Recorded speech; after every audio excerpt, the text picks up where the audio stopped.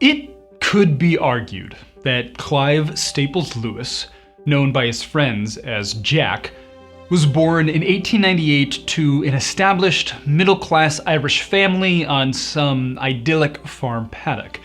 And that's true.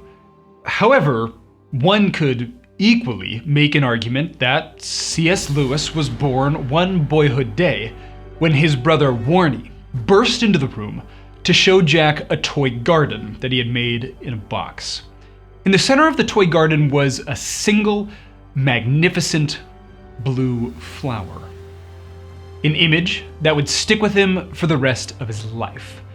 Indeed, the blue flower seemed to epitomize Lewis and the relationship he will come to have with the world around him. The blue flower, of course, being a medieval German Romantic era symbol of being in love with something from afar. A yearning for that which you cannot hold but have obtained. The symbol of the Romantics. And C.S. Lewis calls this feeling joy. In his life of joy, yearning for all that he cannot hold begins. Lewis lived a somewhat blissful boyhood life at his home Little Leah. He grew up in Belfast with his brother Warnie Lewis, father Albert Lewis, and mother Florence Lewis. They came from a long line of Irish clergy and theology, bringing in a substantial living over the generations. But when Warnie, Clive's brother, left for school and Lewis was left home with his governess Mrs. Harper, C.S. Lewis decided then and there to reject his parents' Christian roots. Her strict moralizing brought him to hate the religion of his ancestors. Then, the year of 1908 struck the Lewis household. Albert Lewis, C.S. Lewis's father, lost his dear brother and his own father, suddenly just months apart. And then, just a few months after that, C.S. Lewis's own mother, Albert's wife, died just as suddenly of cancer. In his diary, a young Jack Lewis wrote, "Crying both with headache and toothache, and distressed because my mother did not come to me. That was because she was ill too. And then my father, in tears, came into my room and began to try to convey to my terrified mind things it had never conceived before." Surrounded by death, Albert Lewis had a hard time grieving, and he isolated himself from both of his sons, Warnie and Jack. And so he sent them away to a boarding school in Wynyard. And Jack never really forgave his father for leaving him to fend for himself. Abhorring the boarding school he was sent to, both Lewis and Warnie begged their father to move them. And after months of not hearing anything from their now estranged father, Warnie was just suddenly called to another school. Several months after that, Jack was finally called back home. And it was there, back home, where his father Albert explained that, well, he had made plans for Lewis to leave Wynyard and instead study under the close tutelage of his good friend William T. Kirkpatrick. You see, it was while studying with Kirkpatrick, actually while waiting for the train to meet Kirkpatrick, that Lewis picks up a book that will change his life forever. George MacDonald's Phantastes. Indeed, Lewis will later recount that this was the moment when his imagination was baptized into holiness. Phantastes is an imagined dream or vision in which the hero, Aludos, which means in Greek, no way, wakes up to find that his bedroom is not as he remembered it. This story made particular appeal to Lewis, the young man with no way in the world, pursuing images of selfhood, images of womanhood, images of loss, images of death. Of course, Lewis was not baptized into a literal holiness, for if Lewis rejected Christianity before studying under Kirkpatrick, he certainly was groomed to reject the faith intellectually, as Kirkpatrick had already done. In the summer of 1917, Lewis then got a letter announcing his official enrollment at the School of Oxford. But by this time, Lewis was old enough to join the war, and so he did just that. And while in basic training, Jack met a character who will change his life again. His first bunkmate, Paddy Moore. Paddy died in battle some months later, distraught and overcome with grief and trauma from World War I, Lewis made it his mission in life, his highest calling, to look after Patty's mother, Jannie Moore. And this is how his relationship with Mrs. Moore began. And it has bewildered scholars for nearly a century now. After all, C.S. Lewis, a 20-year-old boy at the time, found himself domestically engaged with a middle-aged woman and her young adult daughter, Maureen Moore. And his letters to his best friend Arthur Greeves at the time suggest that Lewis had no concept of sexual morals or ethics. But it also managed to bewilder his family and friends back home at the time. His father, along with Arthur Greeves and Warnie, his brother, often convened to discuss the precarious and odd nature of Jack's relationship to the Moores. Indeed, this domestic partnership influenced most of Lewis's writings all the way up until her death in 1951. In fact, it almost makes his book The Four Loves make sense. Lewis found himself in a sort of non-legally binding adoptive relationship with Mrs. Moore, and he had no categories for it. But it was love, as he admits. It was parental love. Storge love, as Lewis will later make famous. Regardless, his relationship with Mrs. Moore strained his relationship with his own father to a breaking point. In fact, Lewis dropped contact with his family during the 4 years of his undergraduate studies at Oxford. During his undergraduate years, Lewis became something of a contradiction to himself, philosophically speaking. It was at University College, Oxford, that Jack became convinced that the Christian God simply did not exist. But he detested the moral relativism of his day, and he was adamant in asserting that there is an objective and an absolute reality, but it does not need to be the God of the Bible, he was convinced. And so he concluded that it was something like literature or truth generally that was absolute reality. It was something of an absurd conclusion, sure, but it satisfied Lewis at the time. This was the very thing that Lewis wrote about in his first published work, Spirits in Bondage. It was an anthology of essays and poems about the source of meaning in one's life. And during this time, while Lewis rarely spoke to his father, relations with Warnie began to come back around. You see, Jack got a job teaching English at Magdalen College and was a philosophy tutor at University College, both of which in Oxford. Lewis was growing up. You see, C.S. Lewis grew from an ordinary boy trying to fit in into an ordinary man with all of his faults and shabby clothes. However, he did always retain one extraordinary aspect. He was prodigious among his fellow students. And in 1926, he published his first epic poem, Dimer, another tale about an angsty protagonist eager to find truth and meaning in a meaningless world. At University College, Lewis made friends with several key writers of the 20th century, almost all of whom had a deeper faith in a God that Lewis did not believe in than Lewis had in his own agnosticism. These friendships included Owen Barfield, Hugo Dyson, Neville Coghill, Charles Williams, and a large, eccentric, fast-talking Englishman named John Ronald Reuel Tolkien. In fact, Tolkien and Lewis became fast friends, though they were vastly different. And it was here where Lewis learned of academics who may have known more about northernness than himself, and yet still maintained a healthy faith life. After all, Tolkien, a devout Catholic, began to teach Lewis how to speak Ancient Norse, a title that not many can put on their resumes, or would even want to. It was very much Kirkpatrick's method of learning a language, but Lewis was soon to find out that Tolkien had more to offer him than the chance to learn Old Norse. Lewis and Tolkien developed a deep friendship over the course of the 1920s. Mostly, they just talked. They talked about anything and everything, from language to literature to faith and falsehoods. And so it's really no surprise that Lewis found himself, one fateful night in 1929, after being morally and philosophically battered and beaten down, that in the quiet of his own bedroom, C.S. Lewis, the most reluctant convert in all of Christianity, as he says, knelt down and prayed for the first time to a God he did not yet fully believe in. And so, over the next 2 years, talk of language and literature was almost entirely consumed by questions of faith and meaning. Lewis spoke most candidly with J.R.R. Tolkien and Hugo Dyson, their mutual friend.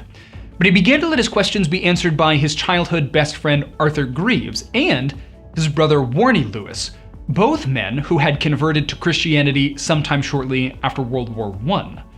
The walls were coming down. And so it would be 4 a.m. on a September evening in 1931 that the world would change for all of Christianity as it changed for Clive Staples Lewis. Tolkien and Lewis were walking around Oxford, arguing, debating, struggling to grasp the meaning of life and faith, when Tolkien said this: "We speak of stars and trees as though they were entities which we have mastered in our post-Newtonian materialist fashion. But for those who formed the words star and tree, they were very different. All creation was myth-woven and elf-patterned." Or, in other words, Tolkien was inviting Lewis to see the world as a true myth, as a sovereignly devised, divinely appointed story unfolding in the cosmos. He was inviting him to see truth and beauty around every corner. And so, just a few days later, C.S. Lewis with his brother Warnie went out with the Moors. And as Lewis recounts, he and his brother left in a motorcycle that morning. He had left an atheist. But by the time they reached the restaurant, Lewis had become a Christian. Like all Christians who have a moment of conversion, life begins to look quite different after than it did before. And if nothing of Lewis can be said of his moral and personal life, which changed drastically after his conversion, his literary life changed completely. For up until now, you see, Lewis had only published 2 quite mediocre pieces of writing. And after his conversion in 1931 and up until his death, Clive Staples Lewis seemed to never stop writing. He and his Oxford friends met weekly, sometimes daily, thinking, discussing, debating, but most of all talking about life, literature, and the pursuit of God.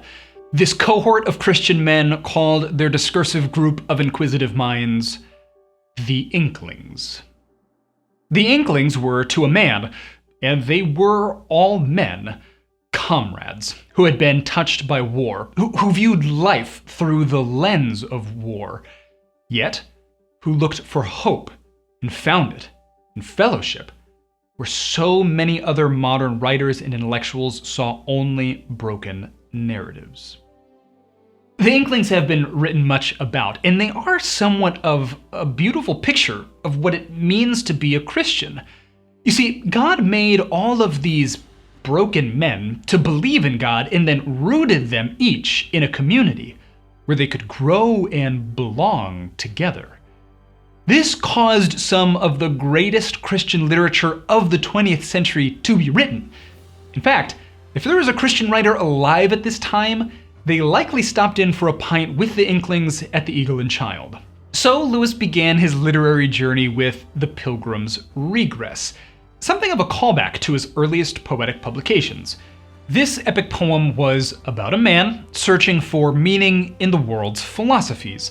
But he regressed back to the point where he realizes that only something like Christianity could be the one true religion. And while The Pilgrim's Regress wouldn't do nearly as well as some of Lewis's books written later in the decade, it sold better than all of his previous works combined. And while Lewis would never come to love his Christian apologetic writings, he did begin to look at them as his evangelistic duty. And so after word got out of his hard-hitting academic apologetic work, he began to become commissioned by various publishing houses to write for them.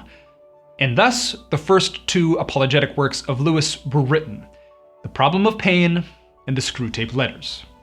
Quickly, after those two were published, Lewis began to receive lots of fan mail. Rooted in his belief that no one were ordinary, everyone were immortal, and he had a duty to bring all things in subjection to Christ, Lewis began to respond to each letter by hand, though this he claimed to have enjoyed quite a bit. In 1938, Lewis began writing his fantasy space trilogy, Out of the Silent Planet. At the same time, Tolkien began works on a curious sequel to his most recent publication about a hobbit who tries to steal gold from a dragon. Both works were written in the academic safety of the Inklings. When the Second World War broke out in 1939, and after the booming success of Lewis's The Screwtape Letters, C.S. Lewis was asked to speak quite frequently on British public radio. He addressed matters of faith and purpose publicly to a vast audience, instilling a deep sense of hope in his nation. All of this, however, only sought to strain Lewis's professional and personal life. This entire time, he was still tied up in domestic duties with the Moore family, mind you. At his home in Oxford dawned the kilns, something that continued to perplex his closest friends. His friends who, at Oxford, viewed him as something of a sellout or a fake. And at Oxford, a school who continued to deny him full professorship. The Lewis of the 1940s was still very much the philosophy and medieval history professor that he would come to identify as, and not nearly as well known as the theologian. His works vacillated between great treatises on faith in the human condition and quite stiff academic works of literature. You see, in just 1 year, Lewis wrote the 16th century English literature excluding drama textbook and The Great Divorce.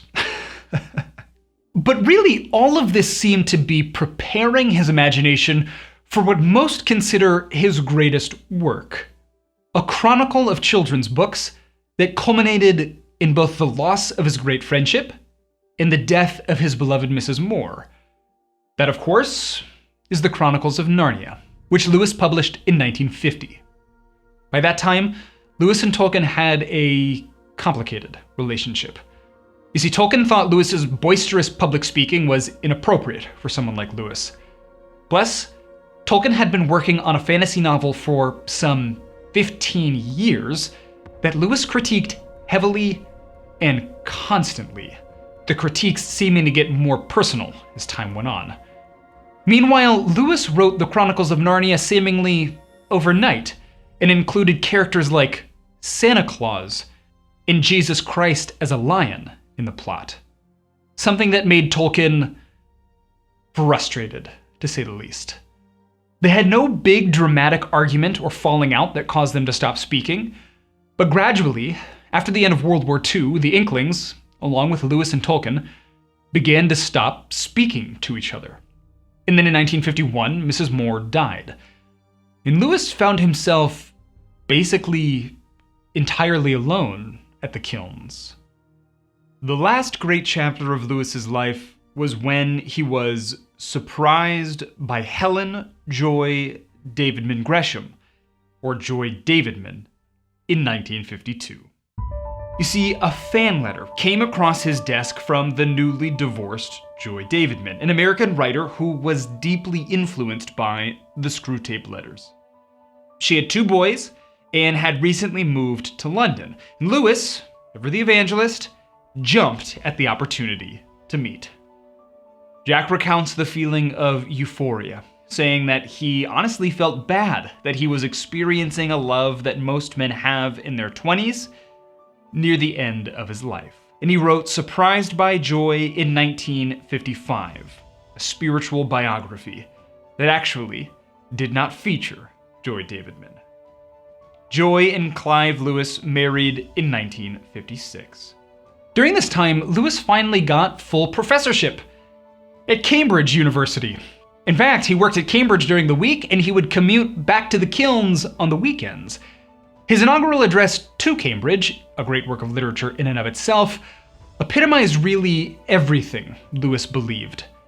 Indeed, it was his letter of joy. Joy Davidman, like Lewis's mother, developed serious cancer 4 years after marrying Lewis. and died in 1960. She was such a profound influence on Lewis's writing during just those 4 years that he told a close friend that she practically co-authored Till We Have Faces, and she always wanted him to write a reflection on the Psalms. After her death, Lewis published one more apologetic essay titled A Grief Observed. C.S. Lewis then died in 1963. His mark on Christian writing and academia can be felt for centuries. This is all, of course, in spite of the fact that C.S. Lewis was never a theologian.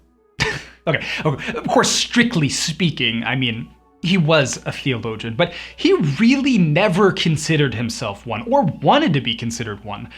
C.S. Lewis may not be considered a theologian because he almost never wrote on or discussed doctrines, which is what theologians really do in the strict sense of the word. No, Lewis was first and foremost a philosopher, even a poet. This is an important distinction to make, however, because it means that, unlike the other videos that we've made, we actually can't talk about Lewis's personal theology. I mean, you tell me. Was he an annihilationist? A post-millennial ecclesial soteriologist? You see, we just don't know any of that because Lewis didn't really concern himself with it. No, C.S. Lewis was concerned first and foremost with sparking our imagination to see the world properly. Really, to romanticize real life. And this is very much so the content of his inaugural address at Cambridge. You see, Lewis was offered the chair of medieval studies at Cambridge University, and in his inaugural address, he talks about many of the things that concerned him most, and they seem to symbolize all that he wrote about. That we have made these arbitrary distinctions in history, that we think we're better than ancient peoples just because we have the latest technology, which has all culminated in us losing sight of the divine in everything.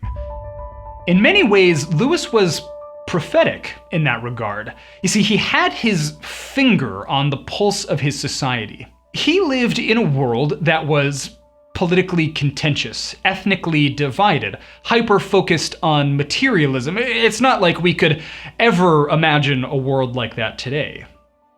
You see, C.S. Lewis was deeply troubled by the world he saw and the way in which he saw that it was heading. So C.S. Lewis, rather famously, devoted his life to, as he claims, re-paganizing culture. Of course, because he knows a lot more than we do, he meant something very specific by this. You see, Lewis knew that the pagan cultures of the ancient world were closer to understanding God than we are, because, well, they saw gods in everything.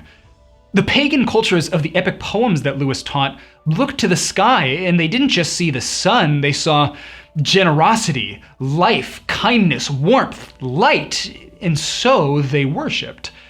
But when we look to the sky, we only see this sort of materialist, empirical reality, one that needs to be observed and analyzed by hard facts. Lewis saw how that really affected our culture in ways that we couldn't imagine and was actually driving us to atheism. So if we could only reintroduce this sort of innocent magic into the world, it would be easier for us to talk about the one true God of the Bible, and it would get us closer to how the Bible was actually written. This made Lewis somewhat controversial, but he was also extremely frustrated because we look at these ancient pagan traditions and we call them stupid, we call them primitive, and yet we can't seem to hold something as both true and fictional at the same time, which they did quite easily. Real and mythology. And this is what Lewis was trying to combine.